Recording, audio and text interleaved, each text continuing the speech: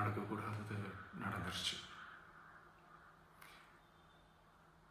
நானும் மனுஷன் தானே. அந்த நேரத்தில் அத்தனை பேர் பாதிக்கப்பட்டு இருக்கும்போது எப்படி அந்த ஊரை விட்டுட்டு என்னால் கிளம்பி வர முடியும்?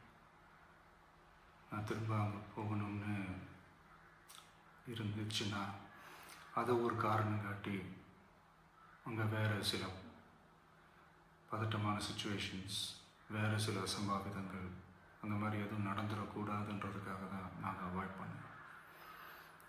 இந்த நேரத்தில் சொந்தங்களை இழந்து தவிக்கிற அத்தனை குடும்பங்களுக்கும் என்னுடைய ஆழ்ந்த இரங்கலை தெரிவிச்சுக்கிறேன். எனக்கு தெரியும், என்ன சொன்னாலும் இது ஈடேயாகாதுன்னு எனக்கு தெரியும்.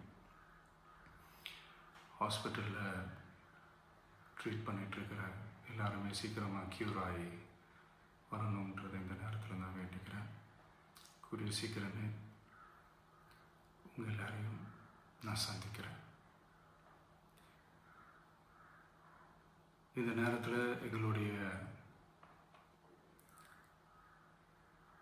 வலிகளை, எங்களுடைய நிலைமையை புரிஞ்சுக்கிட்டு எங்களுக்காக பேசின அரசியல் கட்சிகளை சார்ந்த நண்பர்கள், தலைவர்கள் அனைவருக்கும் என்னுடைய நன்றியை தெரிவிச்சுக்கிறேன்.